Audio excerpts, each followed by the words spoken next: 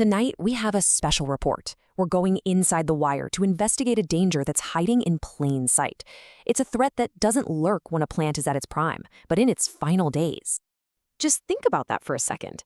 It sounds wrong, doesn't it? You'd assume that when the machines finally wind down, the risk winds down right along with them. But, the data tells a completely different and, frankly, a much more terrifying story. So let's just get right to it. What is it that makes the final chapter of a facility's life its most hazardous? Well, it turns out to be a really volatile mix of things. Unfamiliar tasks, hidden chemicals left behind, and let's be honest, human behavior when it's under intense pressure. All right, let's start by focusing on you. Because if you're a manager, a team lead, or an operator out on the floor, you know exactly what this pressure feels like. It's that pressure to get the job done right, to get it done on time, and above all, to get it done safely, especially when the stakes have never been higher.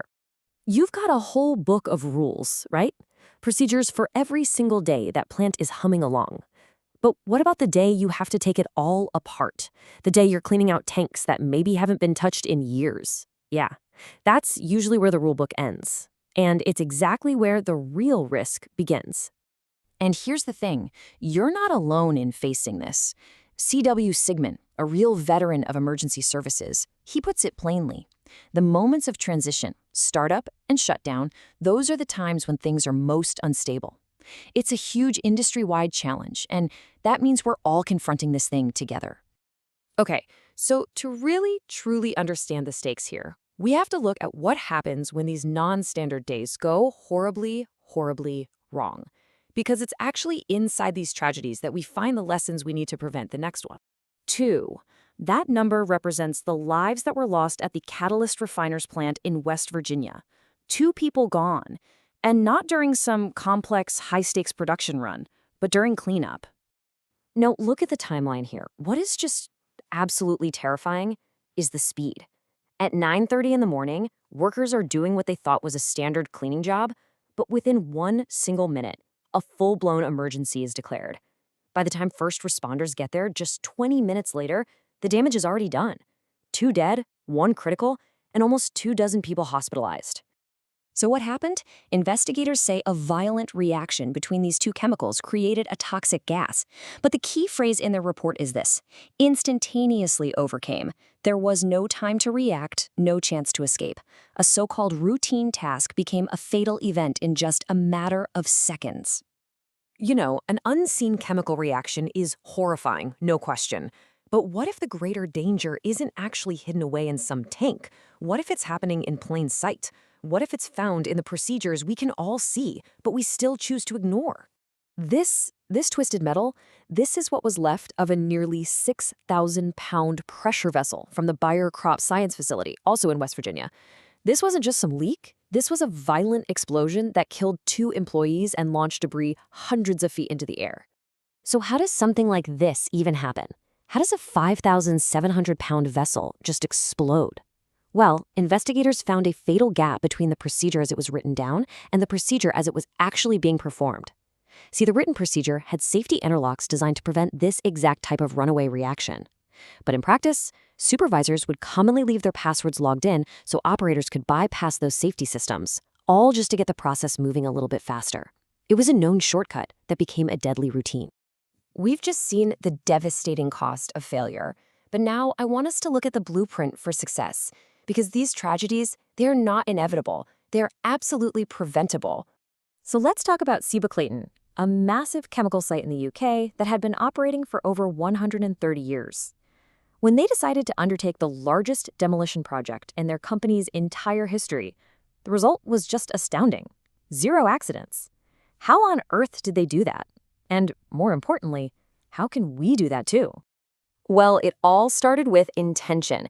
Just look at these objectives. No accidents was goal number 1, right at the top. But they didn't just cross their fingers and hope for it. They actually engineered a system to make it happen.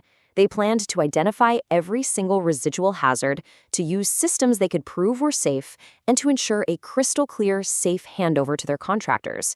This wasn't just a work plan. It was a safety contract. And this is just brilliant. It really shows their proactive mindset. They realized their standard risk analysis was too focused on normal production.